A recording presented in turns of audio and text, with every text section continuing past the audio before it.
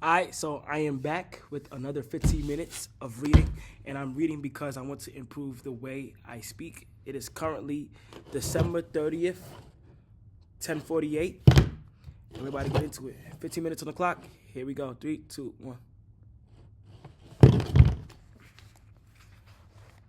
During any downtime, if I feel bored for just a fraction of a second, I reach for my phone. It's easy to write off these minor distractions as just taking a break, but over time they can accumulate into a serious issue. The constant tug of just one more minute can prevent me from doing anything of consequence. I'm not the only one. The average person spends over 2 hours per day on social media. What could you do with the extra 600 hours per year? Damn. During the year I was writing this book, I experimented with a new time management strategy. Every Monday, my assistant would reset the passwords on all my social media accounts, which logged me out each device. All week, I worked without distraction. On Friday, she would send me the new passwords. I had the entire weekend to enjoy what social media had to offer until Monday morning when she would do it again. If you don't have an assistant, team up with a friend or family member and reset each other's passwords each week. One of the biggest surprises was how quickly I adapted. Within the first week of locking myself out of social media, I realized that I didn't need to check it nearly as often as I've been, and I certainly didn't need it each day. It had simply been so easy that it had become the default. Once my bad habit became impossible, I discovered that I did actually have the motivation to work on more meaningful tasks. After I removed the mental candy from my environment, it became more easier to eat the healthy stuff. When working in your favor, automation your good habits make your good habits inevitable and your bad habits impossible. It is the ultimate way to lock in future behavior rather than relying on willpower in the moment. By utilizing commitment devices, strategic one-time decisions, and technology, you can create an environment of inevitability, a space where good habits are not just an outcome you hope for, but an outcome that is virtually guaranteed. Okay, so I got the fourth law: make it satisfying. It showed me some diagraph pictures right there. The cardinal rule of behavior change. In the late 1990s, a public health worker named Stephen Luby left his hometown of Omaha, Nebraska, and bought a one-way ticket to Karachi, Pakistan. Karachi was one of the most populous cities in the world.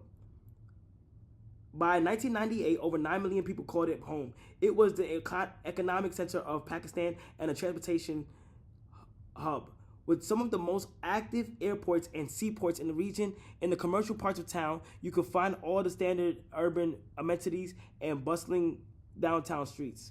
But Karachi was also one of the least livable cities in the world. Only over Oh my God, calm down, bro. Over 60% of Karachi's residents lived in squatter settlements and slums. These densely packed neighborhoods were filled with makeshift houses cobbled together from old boards, cinder blocks, and other discarded materials.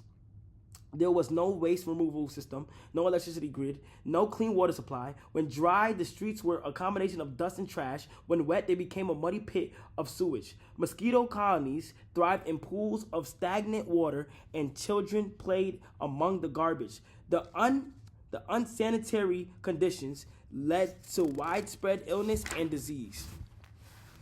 Contaminated water sources cause epidemics of diarrhea, vomiting, and abdominal pain. Abdominal pain. Nearly one third of the children living there were malnourished, with so many people crammed into such a small space. Viruses and bacterial infections spread rapidly. It was the public health crisis that had brought Stephen Luby to Pakistan. Ruby and his team realized that in an environment with poor sanitation, the simple habit of washing your hands would make a real difference in the health of the residents. But they soon discovered that many people were already aware that hand washing was important. And yet, despite the knowledge, many residents were washing their hands in haphazard fashion. Some people would just run their hands under the water quickly. Others would only wash one hand. Many would simply forget to wash their hands before preparing food. Everyone said hand washing was important, but few people made a habit out of it. The problem wasn't knowledge, the problem was consistency. That was when Luby and his team partnered with Procter and Gamble to supply the neighborhood with Safeguard soap. Compared to your standard bar of soap, using Safeguard was a more enjoyable experience. In Pakistan, Safeguard was a premium soap, Luby told me. The study participants calmly mentioned how much they liked it.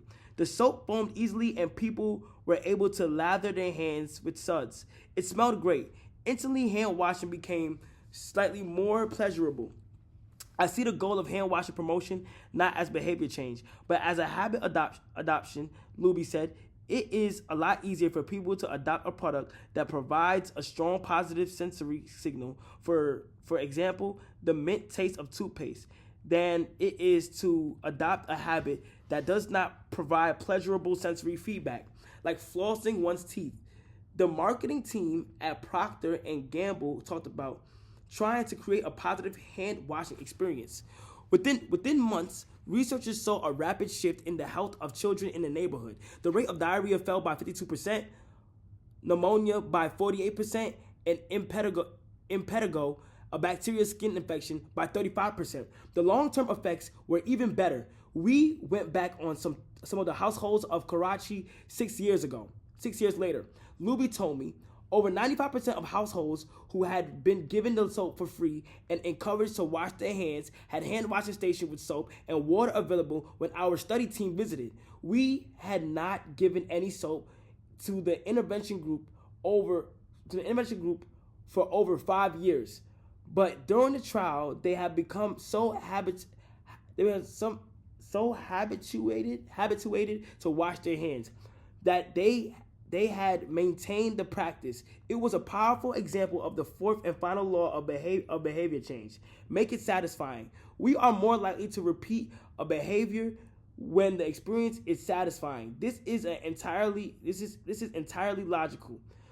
Feelings of pleasure, even minor ones like washing your hands with soap that smells nice and lathers well, are signals that tell the brain this feels good. Do this again. Next time, pleasure teaches your brain that a behavior is worth remembering and repeating. Take the story of chewing gum. Chewing gum had been sold commercially throughout the 1800s, but it wasn't until Wrigley launched in 1891 that it became a worldwide habit. Early versions were made from relatively bland raisins, chewy but not tasty. Wrigley revolutionized the industry by adding flavors like spearmint and juicy fruit, which made the product flavorful and fun to use. Then they went a step further and began pushing chewing gum as a pathway to clean mouth. Advertisements told readers to refresh your taste. Tasty flavors and the feeling of fresh mouth provided little bits of immediate reinforcement and made the product satisfying to use. Consumption skyrocketed, and Wrigley became the largest chewing gum company in the world. Toothpaste had a similar trajectory. Manufacturers enjoyed great success when they added flavors like spearmint, peppermint, and cinnamon to their products. These flavors don't improve the effectiveness of toothpaste, they simply create a clean mouth feel and make the experience of brushing your teeth more pleasurable.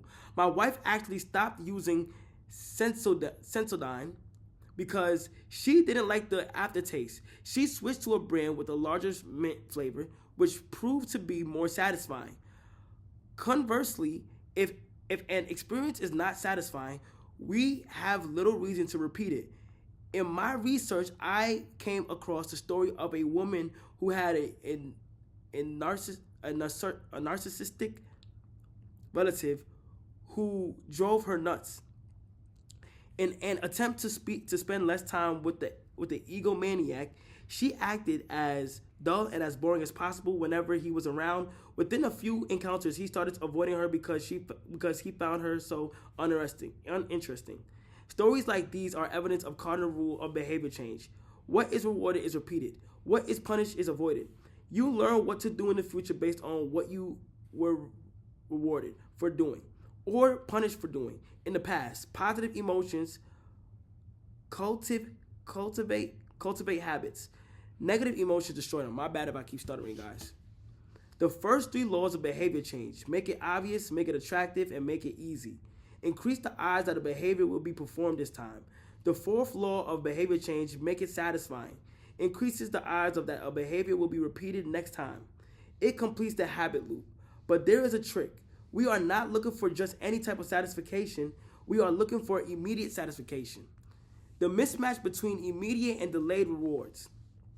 Imagine you're an animal roaming the plains of Africa, a giraffe or an elephant or a lion or on any given day.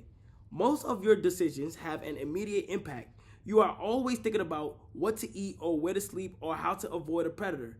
You are constantly focused on the present of the very near future. You live in what scientists call an immediate return environment because your actions instantly deliver clear and immediate outcomes. Now switch back to your human self. In modern day society, many of the choices you make today will not benefit you immediately. If you do a good job at work, you'll get a paycheck in a few weeks. If you exercise today, perhaps you won't be overweight next year. If you save money today, perhaps you won't be no. If you save money now, maybe you'll have enough for retirement decades from now. You live in what scientists call a delayed return environment because you can work for years before your actions deliver an intended payoff. The human brain did not evolve for life.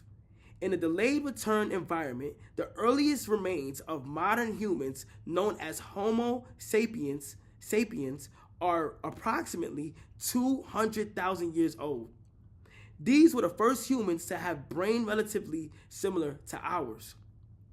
In particular, the neurocortex, the newest part of the brain, and the region responsible for higher functions like language, was roughly the same size 200,000 years ago as today. You are walking around with the same hardware as your Paleolithic ancestors. It is only recently, during the last 500 years or so, that the society has shifted to a predominantly delayed return environment. Compared to the age of the brain, modern society is brand new. In the last 100 years, we have seen the rise of the car, the airplane, the television, the personal computer, the internet, the smartphone, and Beyonce. The world has changed much in the recent years, but human nature has changed little. Similar to other animals on the African savanna, our ancestors spent their days responding to grave threats, securing the next meal, and taking shelter from the storm. It made sense to place high value on an instant gratification. The distant future was less of a concern, and after thousands of generations in an immediate return environment, our brains evolved to prefer quick payoffs to long-term ones. Behavioral economists refer to the tendency as time inconsistency.